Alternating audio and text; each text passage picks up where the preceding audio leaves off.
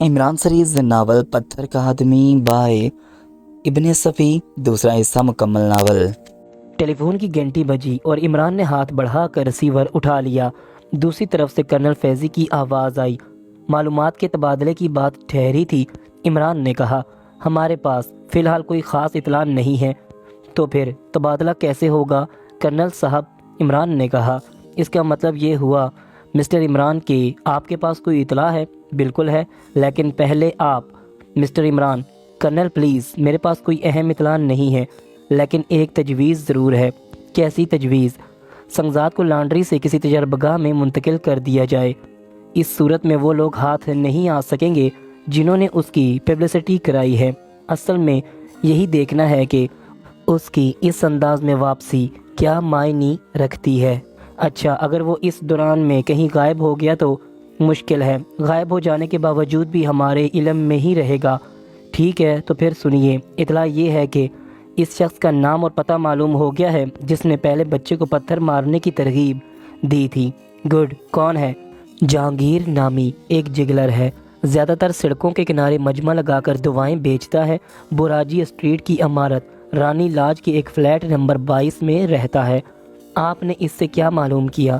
Feature شائع ہونے پر 11 بجے کے بعد سے اس کی نقل و حرکت کے بارے میں کچھ بھی نہیں معلوم ہو سکا۔ 10:30 بجے کے قریب وہ بوراجی اسٹریٹ کے مستان ہوٹل میں تھا۔ وہاں سے نکل کر گورا میڈیکل سٹور میں گیا تھا، جہاں سے اس نے کسی کو فون کال کی تھی۔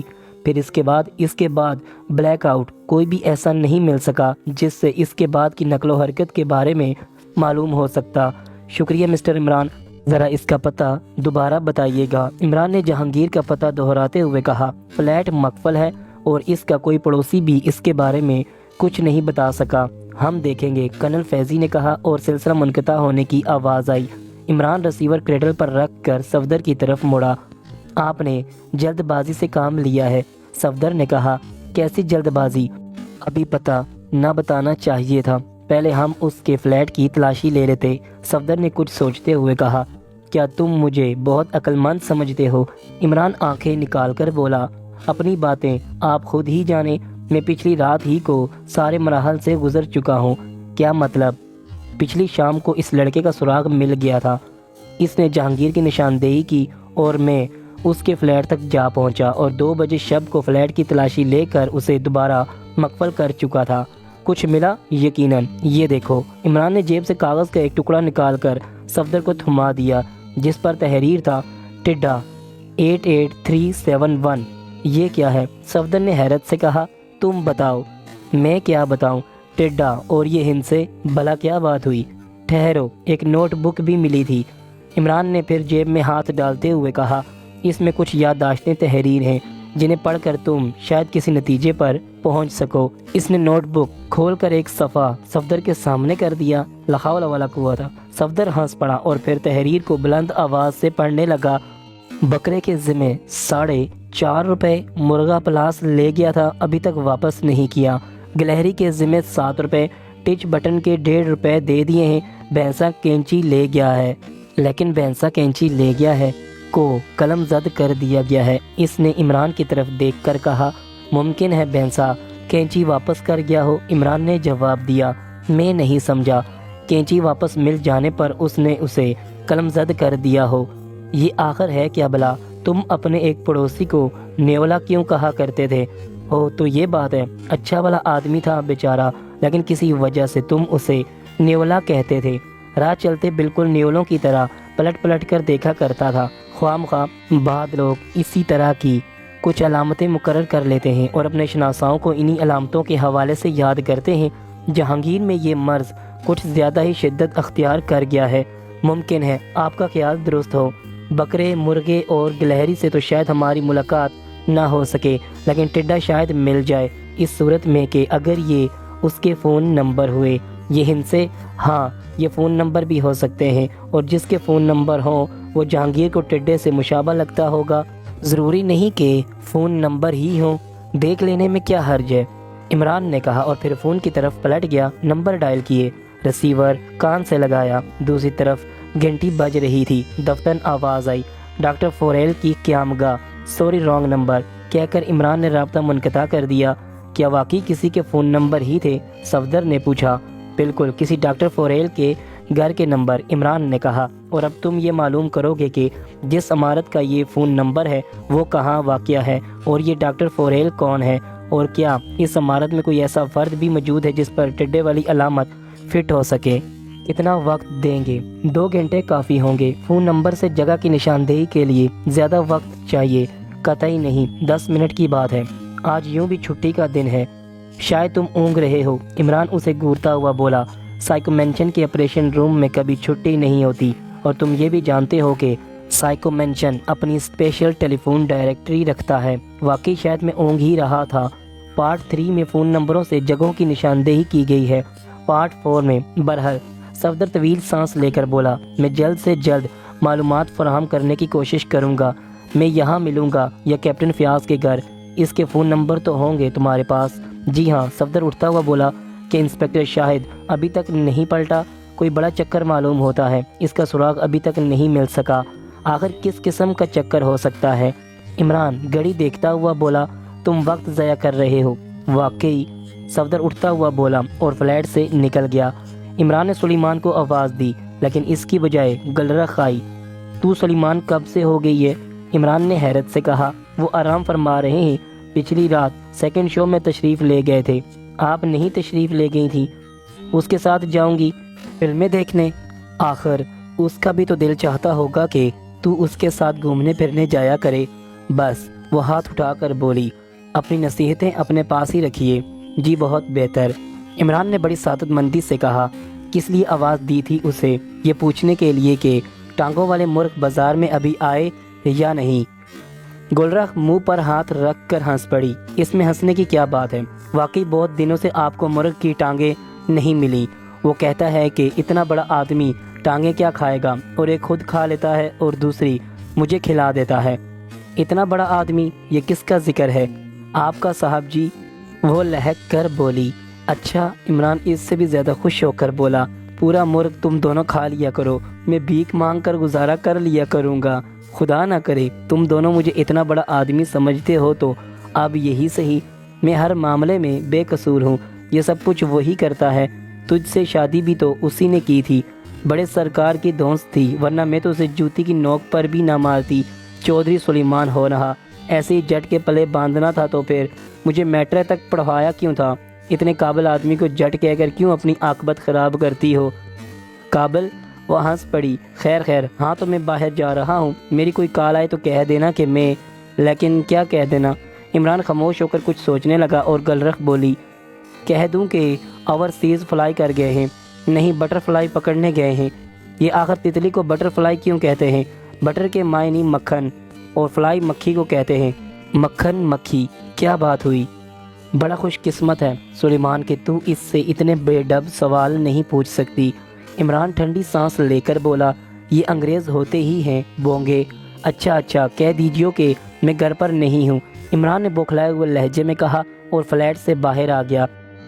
اگر آپ نے ابھی تک میرا چینل سبسکرائب نہیں کیا تو جلدی سے اسے سبسکرائب کریں اور بیل کے بٹن کو دبا دیں تاکہ میری ہر آنے والی نئی ویڈیو کی نوٹیفیکیشن آپ کو مل سکے۔ انسپکٹر شاہد کے سلسلے میں اسے بھی تشویش تھی، لہٰذا وہ کیپٹن فیاض کی طرف چل پڑا۔ چھٹی کا دن تھا، اس لیے گھر ہی پر ملاقات ہو سکتی تھی۔ اسے علم تھا کہ وہ چھٹی گھر ہی پر گزارتا ہے۔ تھوڑی دیر بعد اس کی ٹو سیٹر فیاض کے بنگلے کی کمپاؤنڈ میں موڑی اور فیاض کا ملازم عمران کو دیکھ کر دوڑا آیا۔ صاحب اور بیگم صاحبہ تو موجود نہیں ہیں، اس نے اطلاع دی۔ کیوں بکواس کر رہا ہے؟ اس کے عقب سے آواز آئی اور عمران چونک کر اس کی طرف متوجہ ہو گیا۔ کراٹے کی باڑ کے پیچھے سے ایک چہرہ ابھرا تھا اور پھر وہ شخصیت پوری کی پوری سامنے آ گئی۔ یہ ایک 70 سالہ بوڑھا تھا، کلین شیو اور بےحد بڑکدار رنگین بوشرٹ اور گہری نیلی پتلون میں کچھ عجیب سا لگ رہا تھا۔ چہرے پر لاتعداد جھریاں تھیں، لیکن آنکھوں میں بچوں کی آنکھوں کی سی شوخی پائی جاتی تھی۔ ملازم اس کی طرف مڑا اور اس نے چلائے ہوئے لہجے میں کہا، تم ہر ایک کو یہی اطلاع دے کر رخصت کر دیتے ہو تو پھر کیا کروں جناب؟ ہو سکتا ہے یہ مجھ سے ملنے آئے ہوں۔ کیوں جناب؟ جی ہاں، عمران ہکلا کر بولا اور اس کے چہرے پر حماقتوں کے ڈونگرے برسنے لگے۔ آئیے تو پھر اتر آئیے گاڑی سے، جی بہت اچھا، عمران نے سعادت مندانہ انداز میں کہا اور گاڑی سے اتر آیا۔ فیاض کا ملازم طویل سانس لے کر پیچھے ہٹ گیا۔ عمران کو اچھی طرح پہچانتا تھا۔ بوڑھا عمران کو ڈرائنگ روم میں لے آیا۔ تشریف رکھیے، اس نے عمران سے کہا۔ مجھے افسوس ہے کہ نہیں لا سکا۔ کیا نہیں لا سکے؟ تشریف، میں نے کہا تھا تشریف رکھیے، یعنی بیٹھ جائیے۔ شکریہ شکریہ، میری اردو کچھ گڑبڑ سی ہے، بچپن ہی میں انگلستان بھیج دیا گیا تھا۔ او اچھا اچھا، بوڑھا مسکرا کر بولا۔ میں فیاض کا سسر ہوں۔ آپ مذاق کر رہے ہیں؟ عمران بے یقینی سے ہنس کر بولا۔ کیا مطلب؟ بوڑھا سنجیدہ ہو گیا۔ عمران گڑبڑا کر بولا، مطلب یہ کہ آپ اتنے شریف آدمی معلوم ہوتے ہیں، سسر کیسے ہو سکتے ہیں؟ جانتے ہو سسر کسے کہتے ہیں؟ شاید کچھ واہیات سی بات ہے، کیونکہ میرا دودھ والا اپنے ملازم کو ابے سسرے کہہ کر مخاطب کرتا ہے۔ بکواس بات، جاہل لوگ الفاظ کا غلط استعمال کرتے ہیں۔ سسر بیوی کے والد کو کہتے ہیں۔ اوہو، تو آپ بیگم صاحبہ کے والد ہیں؟ عمران خوشی کے اظہار میں اچھل پڑا اور بڑی گرمجوشی سے مصافحہ کرتا ہوا بولا، میں معافی چاہتا ہوں جناب، لیکن لفظ سسر پر مجھے اب بھی اعتراض ہے۔ ارے بیوی کے والد کو سکندر اعظم ہونا چاہیے۔ کیا اب میرا مذاق اڑاؤ گے؟ ہرگز نہیں جناب۔ عمران دونوں ہاتھوں سے منہ پیٹتا ہوا بولا، اور بیوی کی والدہ صاحبہ کیا کہلاتی ہیں؟ آپ کی بیوی کی والدہ صاحبہ کیا کہلاتی ہیں؟ بوڑھے نے بنا کر پوچھا۔ عمران نے شرما کر نہ صرف سر جھکا لیا بلکہ دائیں ہاتھ سے بائیں ہاتھ کی انگلیاں بھی مروڑنے لگا۔ جواب نہیں دیا آپ نے؟ جی ابھی میری شادی نہیں ہوئی۔ اچھا اچھا، بوڑھا اسے دلچسپی سے دیکھتا ہوا بولا، بیوی کی والدہ کو خوش دامن کہتے ہیں؟ ہاں یہ ٹھیک ہے، بالکل ٹھیک ہے، لیکن آپ جیسا سمارٹ اور ہینڈسم آدمی سسر کہلائے یہ مجھے گوارا نہیں ہے۔ خوش دامن، واہ واہ، میں تو اپنے ہونے والے سسر کو ہرگز سسر نہیں کہوں گا۔ خوش پگڑی یا خوش ٹوپی کیسا رہے گا؟ خوش دامن کی مناسبت سے تم دماغ سے تو اترے ہوئے نہیں ہو؟ بوڑھا اسے گھورتا ہوا بولا۔ جی نہیں، بالکل نہیں، تم آخر ہو کون اور فیاض سے کیوں ملنے آئے ہو؟ بوڑھے نے اسے گھورتے ہوئے کہا اور پھر یک بیک چونک کر بولا، تمہارا نام عمران تو نہیں ہے؟ آپ کو کیسے معلوم ہوا؟ عمران ایک بار پھر اچھل پڑا۔ یار تم سے ملنے کا بڑا اشتیاق تھا، بیبی سے تمہارے بڑے تذکرے سنے ہیں، لیکن بات سسر ہی پر رکی رہے گی، ختم بھی کرو۔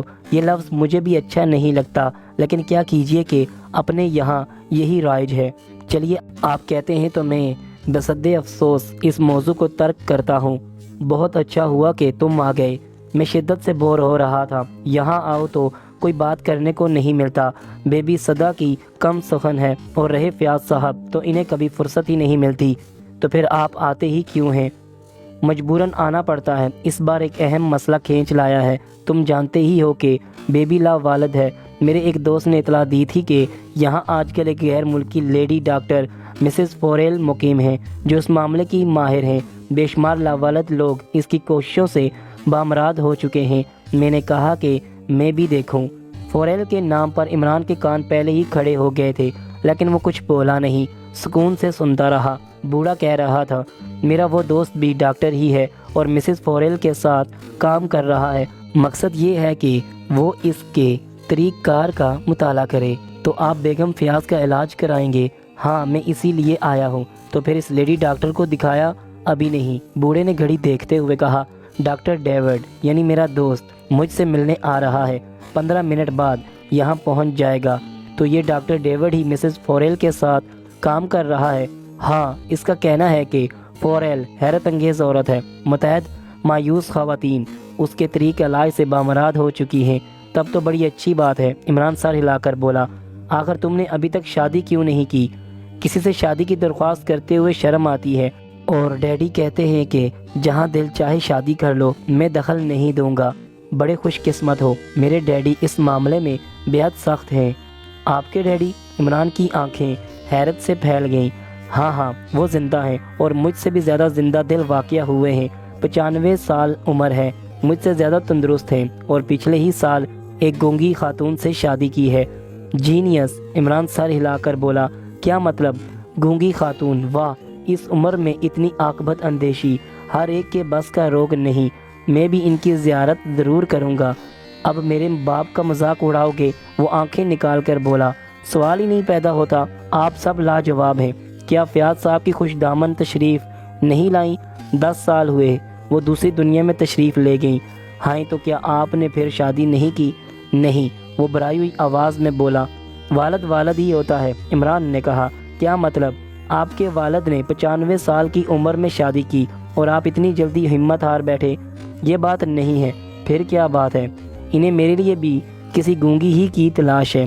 ارے تو اسی سے کر دیتے جس سے خود کی ہے، کیوں بکواس کرتے ہو؟ ان سے تو ان کا رومان چل رہا تھا۔ رومان بھی؟ عمران کا منہ کھلا کا کھلا رہ گیا۔ وہ جلا کر کچھ کہنے ہی والا تھا کہ ملازم نے آ کر کسی کی آمد کی اطلاع دی اور بوڑھا عمران کو وہیں چھوڑ کر خود اس کے استقبال کے لیے دوڑا چلا گیا۔ عمران نے دیدے نچائے اور ٹھنڈی سانس لے کر چھت کی طرف دیکھنے لگا۔ تھوڑی دیر بعد بوڑھا ایک عجیب الخلقت آدمی کے ساتھ ڈرائنگ روم میں داخل ہوا۔ وہ بھی بوڑھا ہی تھا، عمر کے اعتبار سے غیر معمولی طور پر چاقو چوبند اور پھرتیلا نظر آ رہا تھا۔ میرے دوست ڈاکٹر ڈیوڈ، فیاض کے سسر نے تعارف کرایا، اور یہ ہے mister Imran. How are you? بوڑھے نے لاپرواہی سے عمران کی طرف ہاتھ بڑھایا، لیکن اس کی توجہ فیاض کے سسر ہی کی جانب تھی، لیکن پھر اسے چونکنا پڑا جب عمران نے مصافحہ کرنے کی بجائے اس کی ہتھیلی کو انگلی سے سہلا کر ہاتھ ہٹا لیا۔ وہ عمران کو گھورتا رہا۔ فیاض کا سسر کچھ کہنے ہی والا تھا کہ ملازم پھر کمرے میں داخل ہو کر عمران سے بولا، آپ کی فون کال ہے صاحب۔ میری؟ عمران چونک کر بولا، اچھا۔ وہ ملازم کے ساتھ اس کمرے کی طرف چل پڑا جہاں فون رکھا ہوا تھا۔ ان سسر صاحب کا نام کیا ہے؟ عمران نے اس سے پوچھا۔ آپ نہیں جانتے؟ ملازم نے حیرت سے پوچھا۔ میں پہلی بار ملا ہوں۔ شبلی صاحب کہلاتے ہیں، مغز چاٹ ڈالتے ہیں، ہر وقت کوئی باتیں کرنے کو چاہیے۔ عمران نے سر کو جنبش دے کر ریسیور اٹھایا اور دوسری طرف سے صفدر کی آواز سنائی دی۔ اس عمارت میں اس کے علاوہ اور کوئی ٹڈا نہیں تھا جو ابھی ابھی فیاض کے بنگلے میں داخل ہوا ہے، اور یہ کہ فوریل کوئی مرد نہیں بلکہ عورت ہے۔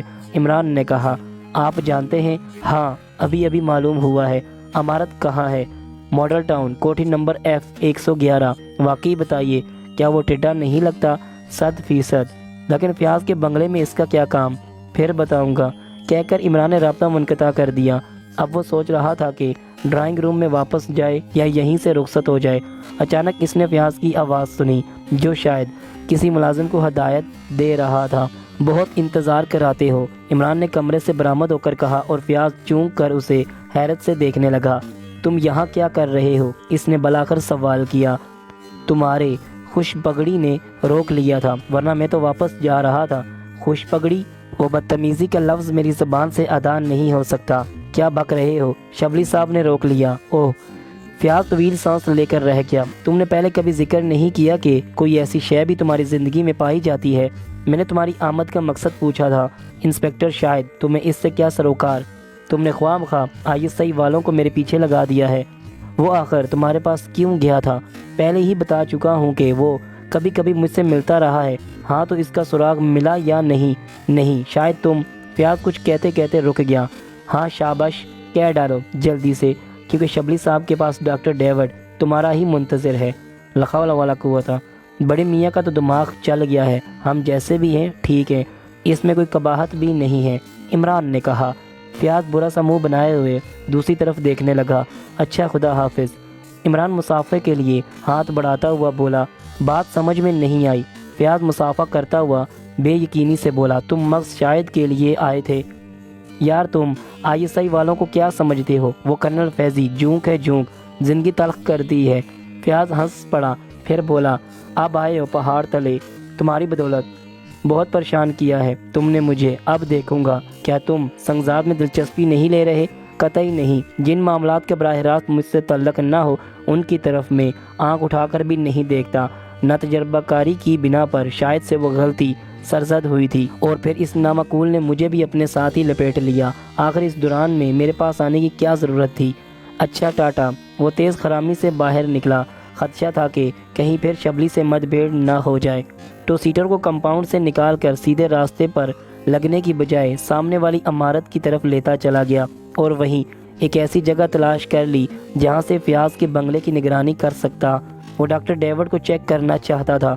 جہانگیر جیسے لفنگے کے پاس ڈاکٹر فوریل کے فون نمبر کا کیا کام؟ اور پھر فون نمبر کے ساتھ ڈیوڈ کا علامتی نام بھی موجود تھا۔ لہٰذا اسے نظر انداز کر دینے کا سوال ہی نہیں پیدا ہوتا تھا۔ تھوڑی دیر بعد ڈاکٹر ڈیوڈ کی کار بنگلے کی کمپاؤنڈ سے نکلی اور سڑک پر بائیں جانب مڑ گئی۔ چند لمحوں بعد عمران خاصے فاصلے سے اس کا تعاقب کر رہا تھا۔ جہاں کہیں بھی سراغ کھو دینے کا خدشہ پیدا ہوتا، اپنی گاڑی کی رفتار بڑھا کر اس کے قریب ہو جاتا، لیکن ڈاکٹر ڈیوڈ کی گاڑی ماڈل ٹاؤن کی طرف نہیں جا رہی تھی۔ پھر وہ شہر سے باہر نظر آئی۔ عمران نے اپنی گاڑی کے ایندھن ظاہر کرنے والے میٹر پر نظر ڈالی اور مطمئن ہو گیا۔ وہ ڈکی میں بھی زائد پیٹرول رکھنے کا عادی تھا، اس لیے بے فکری سے تعاقب کرتا رہا۔ اچانک اس نے اگلی گاڑی کو ایک کچے راستے پر مڑتے دیکھا اور الجھن میں پڑ گیا، لیکن فوری طور پر احساس ہوا کہ اس سے تھوڑے ہی فاصلے پر سڑک کا موڑ خاصی اونچائی پر واقع ہے۔ وہ اپنی گاڑی آگے لیتا چلا گیا اور بائیں جانب نظر دوڑائی۔ نشیب میں ڈیوڈ کی گاڑی صاف نظر آ رہی تھی۔ عمران نے اپنی گاڑی سڑک کے کنارے لگا کر روک دی اور ڈیوڈ کی گاڑی پر نظریں جمائے رہا۔ خاصی طویل و عریض میدان کے بعد باغات کا سلسلہ شروع ہو گیا تھا۔ انہی باغات میں سے ایک میں اس نے ڈیوڈ کی گاڑی کو داخل ہوتے دیکھا اور اپنی گاڑی سٹارٹ کر کے موڑ دی۔ پھر آگے جا کر وہ بھی کچے راستے پر مڑ گیا، لیکن باغات کے قریب پہنچ کر اندازہ لگانا دشوار ہو گیا تھا کہ ڈاکٹر ڈیوڈ کی گاڑی کس باغ میں داخل ہوئی تھی۔ پھر یہ بھی ضروری نہیں تھا کہ وہ انہی باغات میں سے کسی ایک میں رکا بھی ہو سکتا تھا کہ کوئی کچا راستہ کسی باغ میں سے بھی گزرا ہو اور اس کے سفر کا اختتام ہی نہ ہوا ہو۔ بہرحال اس نے بے یقینی کے عالم میں گاڑی کو ایک باغ کے راستے پر ڈال دیا۔ راستہ ناہموار تھا، اس لیے تیز رفتاری سے گاڑی نہیں چلائی جا سکتی تھی۔ جہاڑیوں کا سلسلہ ختم ہوتے ہی وہ کھلے میدان میں نکل آیا، لیکن ڈاکٹر ڈیوڈ کی گاڑی کہیں نظر نہ آئی۔ وہ آگے بڑھتا چلا گیا۔ آموں کا باغ تھا، اس سے گزر کر اس نے گاڑی بائیں جانب موڑی ہی تھی کہ ڈیوڈ کی کار دکھائی دی، لیکن وہ خالی تھی اور ڈیوڈ کا دور دور تک پتہ نہیں تھا۔ وہ اپنی گاڑی آگے لیتا چلا گیا اور پھر اسے جہاڑیوں کے ایک ایسے سلسلے کی اوٹ میں روک دیا جہاں سے وہ ڈیوڈ کی گاڑی پر نظر رکھ سکتا۔ دشواری یہ تھی کہ ڈیوڈ اسے دیکھ چکا تھا، یہاں اس کی موجودگی اسے چونکا دیتی۔ اس نے انجن بند کر دیا اور جیب سے چنگم کا پیکٹ نکال کر پھاڑنے ہی والا تھا کہ کسی وزنی گاڑی کے انجن کی آواز سنائی دی۔ شاید وہ گاڑی بھی ادھر ہی سے آ رہی تھی جدھر سے وہ خود آیا تھا۔ دفتن ایک وزنی ٹرک ٹھیک ڈیوڈ کی گاڑی کے برابر ہی آ کر رک گیا۔ ذرا دیر انجن کی آواز سناٹے میں گونجتی رہی، پھر اسے بند کر دیا گیا۔ ڈرائیونگ سیٹ سے اترنے والا کسی طرح بھی کوئی پیشہ ور ڈرائیور نہیں معلوم ہوتا تھا۔ وہ ایک طرف چل پڑا، لیکن پھر عمران نے اسے رکتے دیکھا۔ وہ مڑ کر اپنے ٹرک سے کچھ آگے دیکھنے لگا، پھر ٹرک ہی کی طرف پلٹ آیا۔ عمران سیدھا ہوا بیٹھا۔ شاید اس کی گاڑی کے پہیوں کے نشانات پر اس کی نظر پڑ گئی تھی۔ اب وہ انہی نشانات کو نظر میں رکھے ہوئے آگے بڑھ رہا تھا۔ عمران نے اگنیشن سے کنجی نکالی اور نیچے اتر کر بڑی آہستگی سے دروازہ بند کیا، پھر گاڑی کو مقفل کر کے جہاڑیوں میں گھستا چلا گیا۔ شاید کی دانی ٹانگ پر ٹخنے سے ران کے وسط تک پلاسٹر چڑھا ہوا تھا۔ ظاہر ہے کہ اس طرح وہ لیٹا ہی رہ سکتا تھا، لیکن سوال تو یہ تھا کہ وہ یہاں کیوں لیٹا ہوا تھا؟ لاوارث تو تھا نہیں کہ سابق خانہ نے ازراہ خدا ترسی اسے یہاں روک رکھا ہو۔ ہوش آنے پر اس سے بتایا گیا تھا کہ اس کی پنڈلی اور ران کی ہڈیاں ٹوٹ گئی ہیں اور ڈاکٹر نے کروٹ لینے کی بھی ممانعت کر دی ہے، لہٰذا چت ہی لیٹا رہ سکتا ہے۔ ایک نوجوان لڑکی اس کی تیمہ دار تھی۔ اس نے اسے بتایا کہ وہ باغ میں بے ہوش پڑا ملا تھا۔ اور میری موٹر سائیکل؟ شاہد نے کرا کر پوچھا۔ وہ محفوظ ہے، لڑکی نے جواب دیا۔ پھر کچھ سوچتے ہوئے سوال کیا تھا، تم یہاں ہمارے باغات میں کیا کر رہے تھے؟ مجھے چند لوگوں نے گھیر لیا تھا، شاہد نے کہا۔ یہاں ہمارے باغات میں؟ لڑکی کے لہجے میں حیرت تھی۔ ہاں یہی، اگر یہ عمارت کسی باغ ہی میں واقع ہے۔ ہماری یہ کوٹھی باغات کے درمیان ہی بنی ہوئی ہے، لیکن یہاں کوئی کسی کو نہیں گھیر سکتا۔ وہ لوگ مجھے گھیر کر یہاں لائے تھے، شاہد نے کہا۔ ہاں یہ ہو سکتا ہے کہ باہر ہی کے لوگ رہے ہوں۔ اس واقعے کو کتنا وقت گزر چکا ہے؟ پرسوں کی بات ہے۔ آپ پورے 2.5 دن بے ہوشی کی اسی کیفیت میں رہے ہیں۔ بڑی عجیب بات ہے، شاہد نے بھرائی ہوئی آواز میں کہا۔ آپ کہتی ہیں کہ میری ٹانگ کی ہڈی 2 جگہوں سے ٹوٹ گئی ہے، لیکن میں ذرا برابر بھی تکلیف نہیں محسوس کر رہا۔ یہ ہمارے ڈاکٹر کا کمال ہے، وہ آپ کو ایسے انجیکشن دے رہا ہے کہ آپ تکلیف نہ محسوس کریں۔ میں نے آج تک ایسے انجیکشن کے بارے میں نہیں سنا جو ہڈی کی تکلیف کو اس طرح رفع کر سکے۔ یہ اور بات ہے کہ मरीज को मार्फिया का इंजेक्शन देकर सुला दिया जाए। मैं इसके बारे में तफसील से नहीं जानती, आप डॉक्टर ही से पूछ लीजिएगा। लड़की ने कहा, खैर। शायद तवील सांस लेकर बोला, आप बराह करम मेरे ऑफिसर को मेरे हालात से मतला करा दीजिए। किससे इतला भिजवा सकती हूँ? यहाँ फ़िलहाल मेरे अलावा और कोई भी नहीं है। दरअसल हम लोग एक हफ्ते की छुट्टियाँ गुजारने के लिए शहर से यहाँ आए थे। अचानक इतला मिली कि हमारे एक अजीज़ का इंतकाल हो गया है। फिर आप बेहोश पड़े मिल गए। आपको तभी इमदाद फराहम करने के बाद ख़ानदान के दूसरे लोग शहर वापस चले गए और मुझे ये जिम्मेदारी सौंप गए कि आपकी देखभाल करूं। मैं आप लोगों का बेहद शुक्रगुजार हूं। अपने बुज़ुर्गों में से किसी के नाम से आगाह कीजिए, शायद मैं इन्हें जानता हूं। मेरे डैडी का नाम शहबाज चौधरी है। चौधरी मल्टी इंडस्ट्रीज़ वाले तो नहीं? जी हाँ, वही। ओह, इन्हें कौन ना जानेगा। इतने बड़े सोशल वर्कर और मुल्क के मतमूल तरीन अफराद में से हैं। आप लोगों को मेरी वजह से बड़ी तकलीफ़ हुई? बिल्कुल नहीं, वो हंस कर बोली। तकलीफ़ में तो आप हैं। अगर यहाँ ना होता तो यकीनन तकलीफ़ ही में होता। टांग की हड्डी 2 जगह से टूट गई है। पता नहीं कौन से और कितने कीमती इंजेक्शन लगवाए गए हैं कि तकलीफ़ का ज़रा बराबर भी एहसास नहीं है। पता नहीं डैडी जाने। मेरा नाम शाहिद है और मैं महकमा सराग रसानी का इंस्पेक्टर हूँ। खुदा की पनाह, क्या मेरी जेब से मेरे कागजात नहीं बरामद हुए थे? हरगिज़ नहीं, वरना डैडी शहर गए थे। आपके महकमे के किसी बड़े ऑफिसर को ज़रूर मतला कर देते। तो इन बदमाशों ने मेरे कागजात भी गायब कर दिए। शायद तवील सांस लेकर बोला, हुआ क्या था? मैं एक मुजरम का ताक़ब कर रहा था, वो भी मोटरसाइकिल ही पर था। मैं शहर से इसका ताक़ब करता हुआ यहाँ पहुँचा। वो एक बाग में दाखिल हुआ और फिर मेरी बेखबरी में कई अफराद झाड़ियों से निकले और मुझ पर टूट पड़े। बात समझ में नहीं आई। लड़की ने हैरत से कहा, वाकई समझ में आने वाली बात नहीं थी, लेकिन शायद तफसील से उसे आगाह नहीं कर सकता था, लिहाजा जल्दी से बोला। इसी पर तो मुझे भी हैरत है कि आखिर उसके साथियों को कैसे इल्म हो गया कि मैं इसका ताक़ब कर रहा हूँ और वो पहले ही से यहाँ गात लगाकर बैठ गए। हो सकता है कि इस बदमाश ने खुद ही आपको ताक़ब की तरगीब दी हो। आप बहुत ज़हीन हैं। शायद मुस्कुरा कर बोला, इसके अलावा और कोई बात हो ही नहीं सकती। लेकिन अब मैं अपने महकमे को किस तरह इतला दूँ?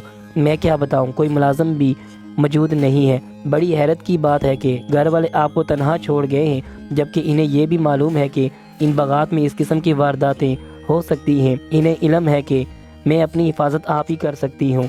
लड़की ने लापरवाही से कहा, कमाल है, पिछले साल मैंने 3 गुंडों को ज़ख्मी करके अपने एक खजांची को लुटने से बचाया था। लड़की ने फ़ख्र से गर्दन उठाकर कहा, ओ तो आप, मुझे याद है। क्या नाम है आपका? शहला चौधरी। बड़ी खुशी हुई आपसे मिलकर।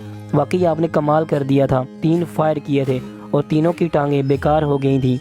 मैं राइफल क्लब से ट्रॉफी भी ले चुकी हूँ। जी हाँ, मुझे इल्म है। वाकई आप अपनी हिफाजत खुद कर सकती हैं। जोडो और कराटे पर भी दस्तरस रखती हूँ। ज़रूर होगी, ज़रूर होगी। काश मैं इस वक्त वहाँ मौजूद होती जब वो बदमाश आप पर हमला आवर हुए थे।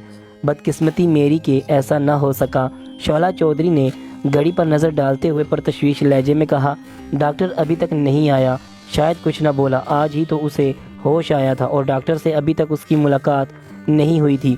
क्या नींद आ रही है? शैला ने पूछा। जी नहीं। क्या मैं बैठ नहीं सकता? हरगिज़ नहीं। डॉक्टर ने करवट लेने तक की इजाज़त नहीं दी।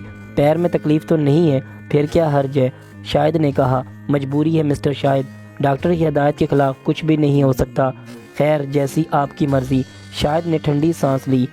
खाने के लिए कुछ लाऊं? नहीं शुक्रिया, अभी भूख नहीं है। इतने में किसी ने दरवाजे पर दस्तक दी और शैला दरवाजे की तरफ बढ़ गई। फिर शाहिद ने उसे कहते सुना, ओ डॉक्टर साहब, आइए आइए। और अचानक शाहिद की नज़र नौवर्द पर पड़ी। अजीब अल खलकत आदमी था। उसे देखकर जहन की सतह पर किसी टिड्डे का तस्वर उभरा था। शायद होंठ फेंच कर रह गया। क्या हाल है? नौवर्द ने शैला से पूछा। खुद देख लीजिए, अब होश में है। वो शायद के करीब आया और खामोशी से उसे बगूर देखता रहा। फिर आहिस्ता से बोला, अभी इंजेक्शन लगेंगे, लेकिन मेरे पैर में ज़रा बराबर भी तकलीफ़ नहीं है। शाहिद ने कहा, यह मेरा तरीका इलाज है। डॉक्टर मुस्कुराकर बोला और अपने हैंड बैग से हाइपोडर्मिक सिरिंज निकाली। क्यों ना डॉक्टर साहब मेरे महकमे को इतला दे दें। शाहिद ने शैला की तरफ देखकर कहा, हाँ ये मुमकिन है। शैला बोली और डॉक्टर से उसका तारफ़ कराने लगी। ओह, तो आप पुलिस ऑफिसर हैं? डॉक्टर ने कहा, जी हाँ, और मेरी गैर हाज़िरी मेरे लिए दुश्वारियाँ पैदा कर सकती है। मैं आपके ऑफिसर को ज़रूर मतला कर दूंगा, डॉक्टर ने कहा। फिर शायद उसे बताने लगा कि इस सिलसिले में क्या करना होगा। डॉक्टर सिरिंज को लोड कर चुका था شیلا نے اس کا بازو دبا کر رگ اباری اور ڈاکٹر نے انجیکشن لگا دیا۔ شاہد کا ذہن ایک بار پھر اندھیروں میں ڈوبتا چلا گیا۔ نہ جانے کیوں اچانک شیلا کے چہرے پر ناگواری کے آثار پیدا ہو گئے تھے اور وہ ڈاکٹر کو کینہ توز نظروں سے دیکھے جا رہی تھی۔ دفتر ڈاکٹر اس کی طرف مڑ کر بولا، اب اسے ہوش میں نہیں آنا چاہیے، میں اس سلسلے میں کیا کر سکوں گی؟ شیلا نے کسی قدر تلخ لہجے میں سوال کیا۔ وہ مشین؟ ڈاکٹر اس کی طرف دیکھے بغیر بولا، پہلے بھی بتایا جا چکا ہے کہ یہاں بجلی نہیں ہے، مشین کیسے چلے گی؟ اس کا بھی انتظام کر دیا گیا ہے۔ تھوڑی دیر بعد ایک ٹرک یہاں پہنچ جائے گا۔ ٹرک کا انجن چلا کر مشین کا تار اس کے ڈائنامو سے منسلک کر دینا، مشین کارآمد ہو جائے گی۔ کتنی دیر مشین چلانی ہوگی؟ گھڑی دیکھ کر 10 منٹ۔ ہر 3 گھنٹے بعد مستقل درد سر، اور پھر یہ ایک پولیس آفیسر ہے، تم اس کی پرواہ مت کرو۔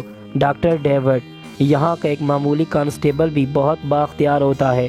شیلا نے ناگواری سے کہا، میں جانتا ہوں ڈیڈی ایک باعزت آدمی ہے، قانون کا احترام کرتے ہیں، میں یہ بھی جانتا ہوں۔ تو پھر کچھ بھی نہیں۔ جب میں اسے دوبارہ ہوش میں لاؤں گا تو یہ سب کچھ بھول چکا ہوگا، حتیٰ کہ اسے اپنا نام تک یاد نہیں آئے گا۔ کیا ہمیشہ کے لیے؟ اپنے کام سے کام رکھو لڑکی، اتنے سوالات کیوں کر رہی ہو؟ سوالات اس لیے کر رہی ہوں کہ یہ سب کچھ ابھی تک میری سمجھ میں نہیں آ سکا۔ اسے سمجھنا تمہاری ذمہ داری نہیں ہے۔